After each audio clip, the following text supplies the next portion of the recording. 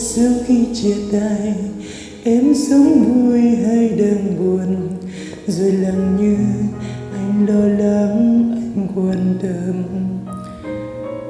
Và hỏi sau khi chia tay, em đã yêu thêm một người khác, rồi đó an nhiên sao có thể không biết là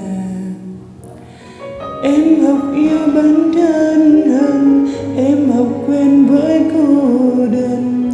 Cố quên một điều mà em nhớ là mãi mãi anh đã nhận bỏ em đi, không mang đến chút nghĩ gì để em ở lại.